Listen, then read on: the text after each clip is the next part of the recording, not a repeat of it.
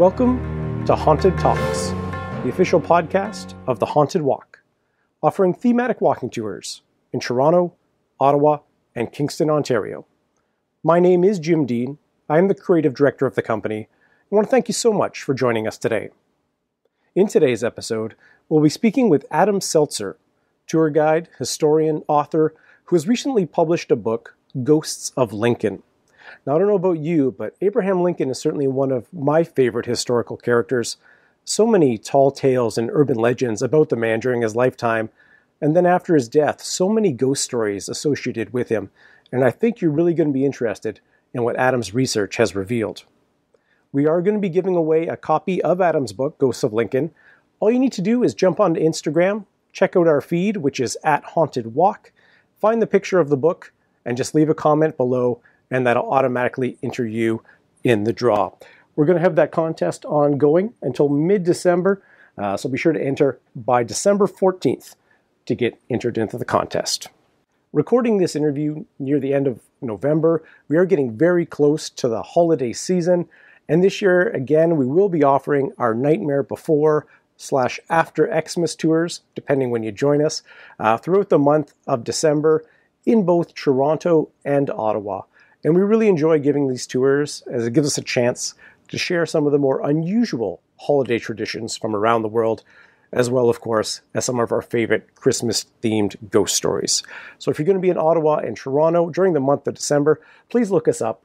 We'd love to have you out on a tour, and the website, of course, is hauntedwalk.com. Without further ado, here is our interview with Adam Selzer. Joining us today is Adam Selzer. His website is mysteriouschicago.com. And I think, Adam, we have to describe you as a Renaissance man of sorts. Your words, not mine. You are a historian and author.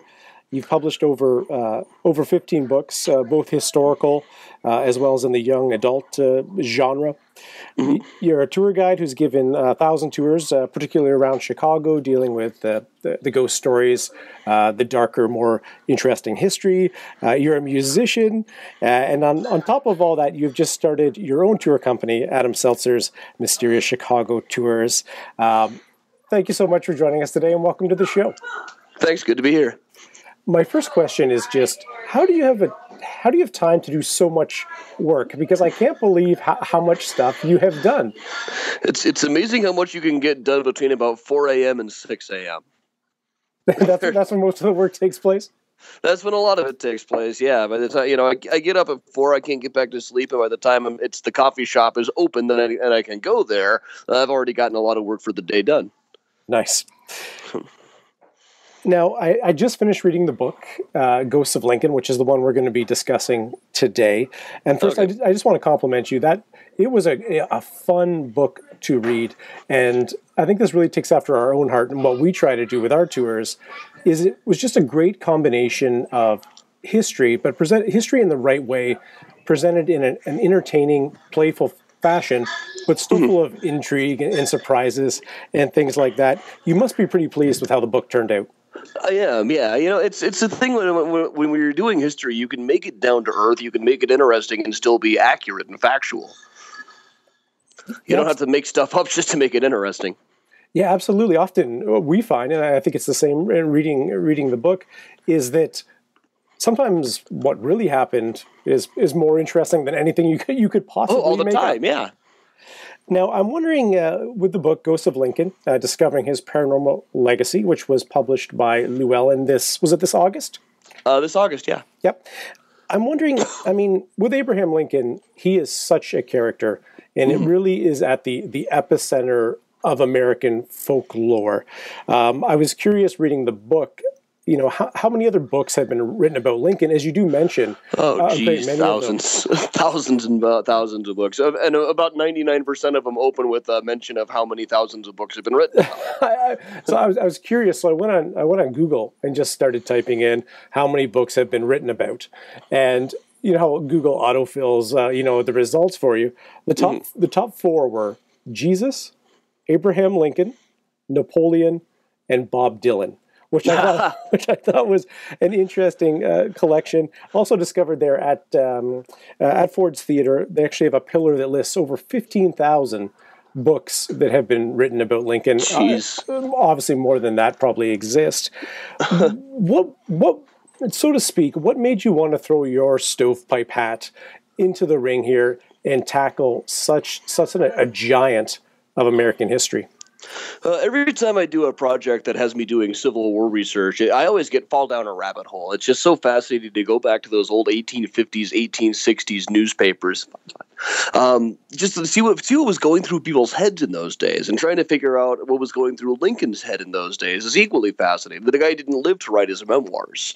He wasn't able to clear this stuff up for us. So trying to get into his head is a challenge that we as a nation, I think, have never quite gotten over. And this is probably an unfair question to ask, given given you've written the book, but I imagine most of our listeners are familiar with Lincoln. But for those who may not be overly familiar, could you give us a quick kind of autobiographical sketch? I don't know how well known he is in Canada, really. I could only name a couple of prime ministers. Yeah.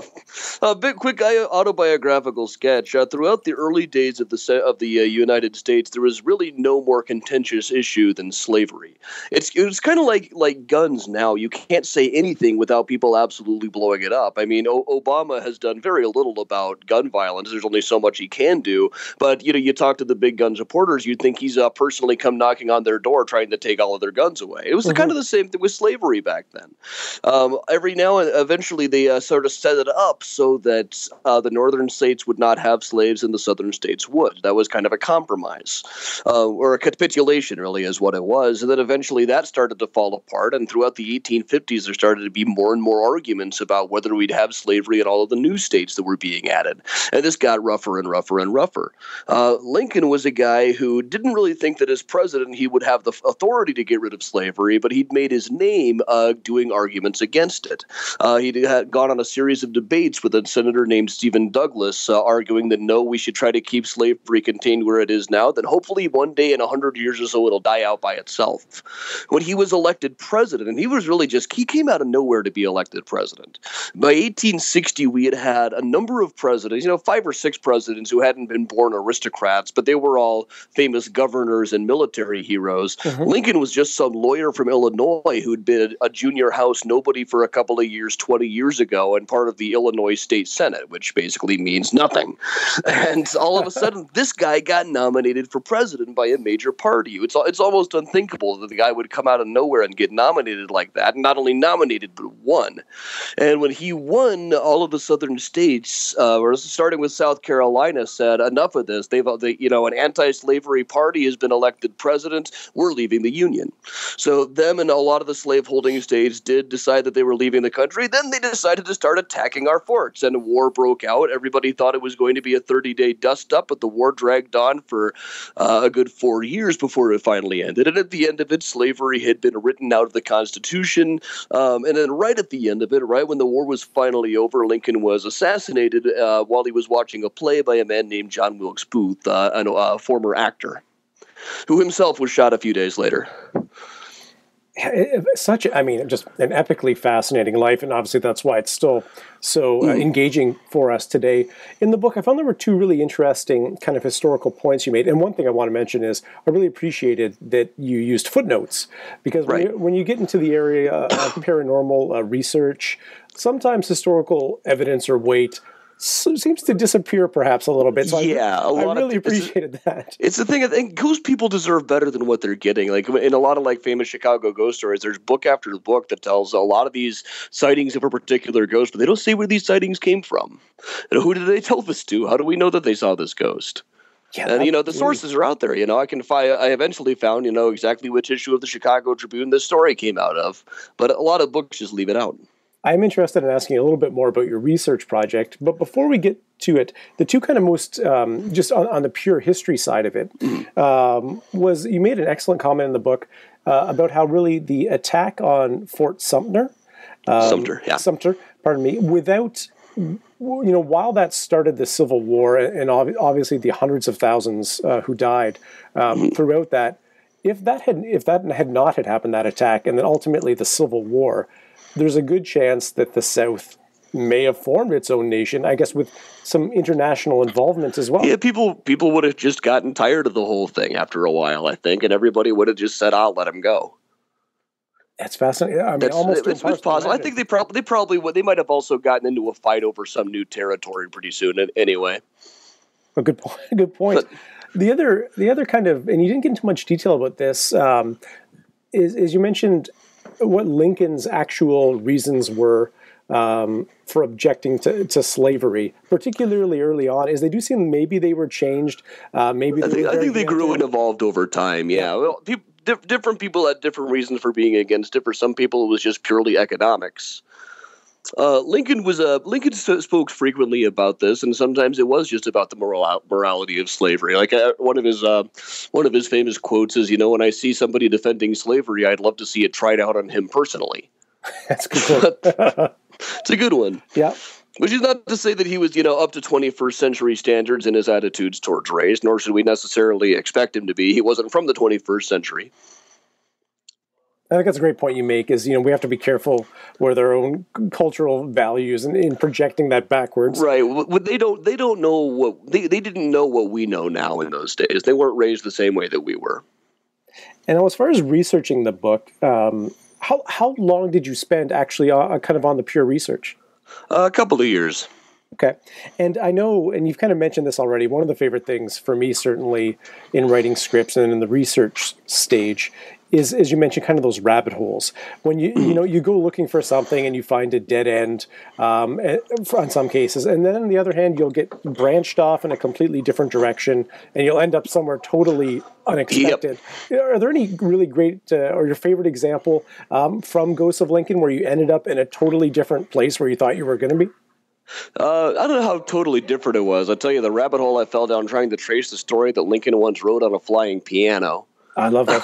That just went down and down. That just went on and on and on. And that really connects with, I guess, kind of the spiritualism side of Lincoln. It seems pretty clear from your research and others that there's no doubt his wife, Mary Todd, was extremely interested in it, particularly after the death of their sons. Is maybe can you flesh out that story a little bit for us about Lincoln riding on the piano, because that's what I had heard before, and the images in my head were quite ridiculous. So it'd be nice to hear more about as much as we can kind of know about the story. Right. Well, at the time Lincoln was president, around the time of the Civil War, we had this huge boom of spiritualism. The whole idea that you could, sit around the table, hold hands, and communicate with the dead. And this led to a lot of people holding seances in their house, mediums they called them. And, even if some of them might have been real, an awful lot of them were fake. It was pretty generally acknowledged that there were a lot of tricksters out there doing all kinds of things, having fishing poles to make things look like they were floating across the room. Any number of hucksters out there. But, there were some of them who were never necessarily disproven. And there's a story going that one day Abraham saw Mary going out and said, "Hey, where are you going?" She said, "Oh, we're going to a seance." He said, "Well, I'll come along too." And they went over to this seance where the medium's real trick was she was able to make the piano levitate. And the story goes that one day when she went out, they went out there together. This medium made the piano levitate, and Abraham Lincoln hopped up and took a ride on the flying piano. Yeah. And trying to trace this story to find out whether it actually happened, I kept coming so close to it. We could establish that there was actually a place in Washington where a medium would make the piano float. We could establish that Mary Todd Lincoln went there. That was recorded in a senator's diary. But actually being able to place Lincoln there it just kept eluding me. It wasn't ever quite there. It's a fascinating story. And so, what's your kind of final thoughts on that? There's some truth to the story. I sure hope it's true. Well, yeah. I sure hope that it's true. But we hear so many stories of him being very melancholy and sad in the White House. I'd like to think he had a little bit of fun. Yeah, for sure. I picture him kind of smiling and laughing. I think as you wrote in the book as well on this piano. But in the end, I assume we think the truth maybe is somewhere in between. I think it's somewhere in between. The people who said that they were there for the whole thing, their stories evolved so much over time, and it started out not mentioning Lincoln, then Lincoln got mixed into it later. So you can kind of see how their stories grow, and it makes it look a little bit less believable sometimes. But we do know that there was such a medium. We do know that Mary was at the house, and we know that from a couple of different sources that Mary would tell them all about this medium who could make pianos float. So it's not that much of a stretch to imagine that it might have actually happened. Do we know much else about Lincoln as far as spirituality or kind of from a religious angle? That's a huge debate. It's still raging to this day. I think nowadays, if they gave him a survey, he would probably check the spiritual but not religious box. Interesting. That would be my guess. He wasn't really known for attending church very often. He spoke about religion a lot, but usually not necessarily in a Christian manner. He didn't really talk about Jesus much, and a lot of biographers will insist that he was not actually a Christian. Others will say that's absolute nonsense. I would say spiritual, but not religious, which is kind of a shocker today. A person who is not that into religion today would have a very difficult time being elected president. Yeah, great point. It does seem that, setting aside the spiritualism, one area where there's maybe a little more validity or maybe a little more meat to it is the idea of the role premonitions and dreams played in his life, particularly around his death. But it seemed very early on, as you mentioned in the book, that he believed he was going to come to some type of tragic end. Yeah, well, there's a lot of stories about him predicting his own death going around. Most of them didn't start circulating until after he had already died. But I did manage to find there was one instance where Harriet Beecher Stowe, who wrote Uncle Tom's Cabin, went to visit him in the White House. And, they talked about how horrible this war was. And he said, I have a feeling that I won't outlive the war by very much. And that was actually published before he died, too, which I think lends a little credence to the other ones. Yeah, absolutely. And one other aspect I enjoyed about the book is how many historical characters who we know, like Harriet Beecher Stowe, show up in Lincoln's own story. Oh, in his orbit, yeah. Or they've injected themselves into it, one way or the other. Now, on the morning of his assassination. Was it that the night before he had a dream, or just was it? Yeah, he had said the night before he had a dream that he said he had before every major event, all of the big battles. He said that he had a dream that he was on some ship sailing rapidly towards an indefinite shore. And he said that it meant that they were going to have big news because he always had it on a night before there was big news. He expected he was going to find out the last of the big Confederate armies was going to surrender, which indeed they actually were that day. But that was completely overshadowed that night when another major national event happened when he was shot to death. But this was one that we know for a fact that he did have this dream because he mentioned it the very next morning. He mentioned it during a cabinet meeting, and most of the people wrote down their experiences later. We're talking about some pretty high-level sources here, too. Mm-hmm. The Secretary of the Navy was there. Ulysses S. Grant, who would be president himself a few years later, was there. It's so fascinating. Just the coincidence that kind of appears throughout his life. Maybe could you walk us through your best interpretation, as difficult as it be? Because I think you mentioned when we talk about the night of the assassination itself, it seemed like everyone in the theater had a different take as to what happened. Yeah, I'm sure this happens with just about every major historical event. Really, there were about 100 different witnesses who eventually wrote down their story of what happened, and there's a lot of minor points in which they differ. Like there's a lot of debate about what John Wilkes Booth said after he jumped down onto the stage. Some people said that he shouted "Sic Semper Tyrannis," which was the motto of Virginia. Other people say he said the South shall live. Other people say he didn't say anything at all. And I would tend to veer towards saying he must have said "Sic Semper Tyrannis" just because if he hadn't said that, where would they have come up with that? Yeah, but I can imagine him saying that and say, "What did he say? I don't know, something about the South." Yeah, was that some Latin he just yelled at? Yeah, it's like, oh, I believe he said something in Latin there. And I thought it was interesting. And also the story, he may or may not have broken his leg. On the falls. Booth was usually said to have broken his leg on the jump down. I think more likely he must have broken it on riding his horse later on. I believe that's what is said. What his doctor said, or I can't remember the exact details now. But the guy was able to escape it's very difficult to escape an angry mob when you've broken your leg. And how far so Booth takes off on horseback after shooting Lincoln? How far does he get? He got quite a ways. I can't remember the exact address of where the place was. It was quite a ways away, way out into the countryside. And then finding him in a barn, and ultimately he is fatally shot, injured, and dies later. Mm-hmm. Yeah, he was shot by a man named Boston Corbett, an Army member. And he said that he saw Booth drawing his gun. The orders were to take him alive, but he saw him drawing his gun. So he pulled out his own gun and shot. The bullet went through a crack in the barn and hit Booth. Yeah, without damaging the barn at all. It's the kind of thing that the conspiracy theories are made of, really. And one very interesting thing you touched on were the other guests in the box with Lincoln on that night, because all five of them, including Booth, kind of met with tragic fates. They ended up either being murdered or being killed, or ending up in an insane asylum. And in particular, I mean, the one we probably need to talk about a little bit is his wife, Mary Todd. Poor Mary. Yeah, like what, she, for those who've seen, I'd be interested in your take on the Spielberg film. I think it was terrific. Yeah, I mean, I really enjoyed it as well. I'm not an expert, obviously, but her depiction in that is kind of sympathetic in a way. We understand there was clearly a mental health issue. I think she really could have used. I'm hesitant to diagnose her from across 150 years. Sure. But it's something you come up with a lot when you talk about talk to people in Springfield where she lived and talk to experts in the case. A lot of times people just kind of lean back, exhale, and say, some Excedrin, migraine, and some Zoloft. She could have been a whole new woman. And I think that's quite likely true. Yeah, I think she suffered from things that we might be able to treat or better understand today. And she ends up getting kind of railroaded at some point before she did. When she went, her son arranged a whole case against her mental health, and they just kind of knocked on the door of the hotel where she was living and said, "Mrs. Lincoln, you're being put on trial for your sanity." An hour later, she was in a courtroom. The prosecution had been setting their case up the whole time. She had no chance whatsoever to prepare her own defense. And I think anybody who was on the jury probably would have voted to convict based on the evidence, but it was an absolute railroading for sure.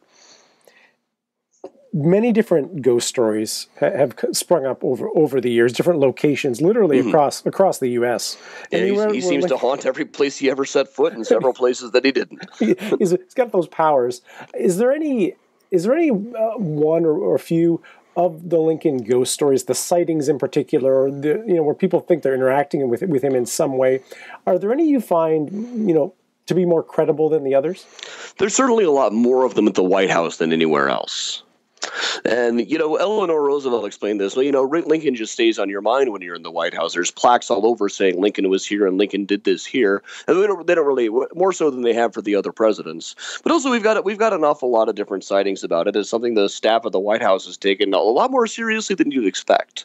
It kind of veers between being a running joke and something that people actually do believe, that Lincoln haunts the White House. So I think that leads to a question that we used to ask all of our new tour guides, which is, the way we phrase it in the interview is, if someone was to ask you during one of our tours, do you personally believe in ghosts? I knew it. How would you answer that question? Oh, that's a very tricky question. The word ghost, there's 150 definitions for the word ghost in the Oxford English Dictionary. I can certainly find a few of those to get behind. At the same time, when people tell me that there's an invisible person who floats through a portal in their basement and is waiting for them to show up with the right blend of herbs and spices, I kind of have to take a few steps in the other direction. Yeah, fair enough. It kind of depends. We have to define the word ghost before I make a real decision about it. I have a difficult time believing in things that are supernatural. Have you had any personal experiences, whether it be in researching this particular book or on the various tours you have done, locations you visited? Have you had anything unusual happen to you that you're kind of putting in that gray area? Oh, sure, every now and then. Nothing that I would absolutely swear in front of a panel of scientists was definitely a dead person up and floating around, but certainly some weird things over the years. Anything you'd like to share? Let me try to think of a particularly good example. There's a piano in the Congress Hotel that I've heard play itself a couple of times. And there's a thing going around in the ghost hunting world called era cues. The idea is maybe if you play music from a ghost era, that will induce the ghost to show up. And, I don't know how well it works, but it's more fun than just sitting in an empty room all night. So I used to be able to take tour groups into the Florentine Ballroom of the Congress Hotel quite a bit. And one of the weirder ghosts who was supposed to haunt that place is Teddy Roosevelt, one of our other presidents from about 50 years after Lincoln. Roosevelt didn't die in the Florentine Ballroom by any means, but from a certain point of view, his career did. A great many of the truths that we cling to depend upon a certain point of view. And so it was in that room that he announced he was going to be a third-party candidate from now on, never held elective office again. This was in 1912. So somebody asked me, well, do we know what kind of music Roosevelt might have played at his rallies in 1912? And being a colossal dork, I did happen to know what his campaign theme song was in 1912. It was the Battle Hymn of the Republic, Glory, Glory, Hallelujah. So people would jump up and down and start singing in the middle of his speeches. It was quite a campaign.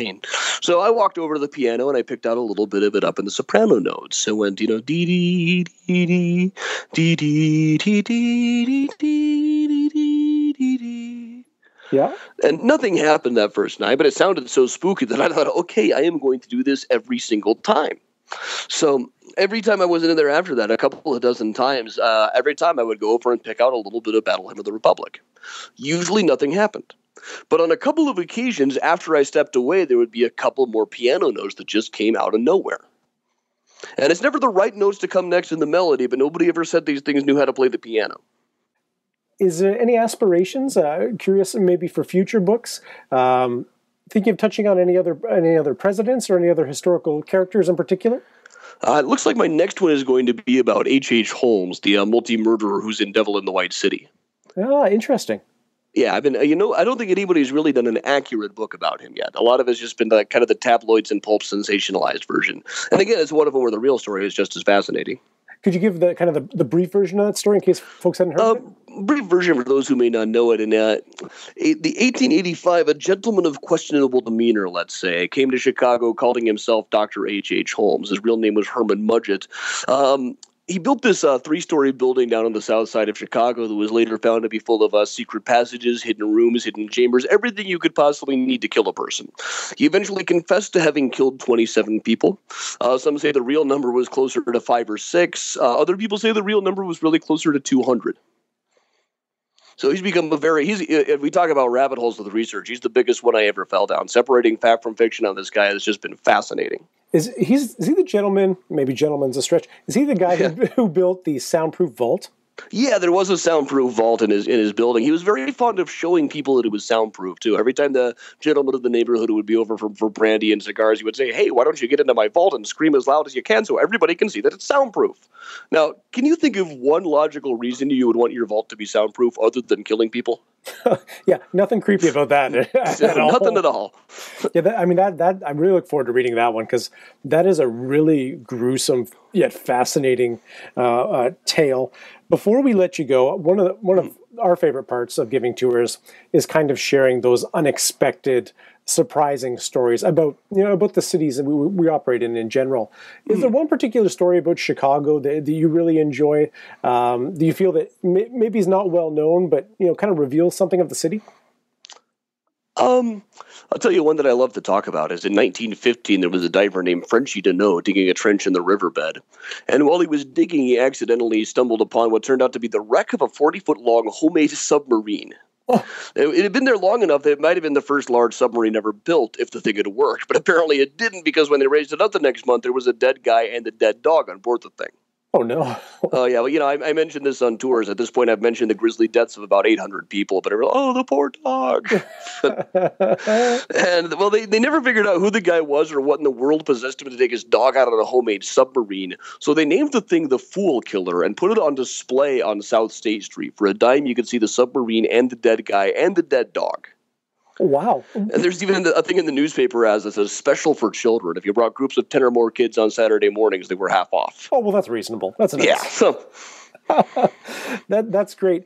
Adam, thank you so much for joining us today. Definitely encourage everyone who's interested to read your book, Ghosts of Lincoln, Discovering His Paranormal Legacy. That's available on Amazon. Anywhere else folks can pick it up? Anywhere books are sold, really. That's excellent. Definitely encourage people to read it. The website, again, is mysteriouschicago.com. If anybody's heading to Illinois, definitely encourage you to check out what Adam has to offer. And Adam, again, thanks so much for joining us today. Oh, thanks for having me. A big thank you to Adam for joining us today. It was a real pleasure to speak with him.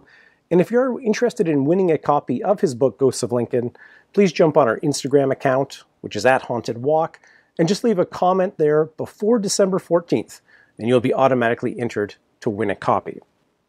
Quick reminder, our Nightmare Before/After Xmas tours are running in Toronto and Ottawa throughout the month of December, so please be sure to check that out at hauntedwalk.com.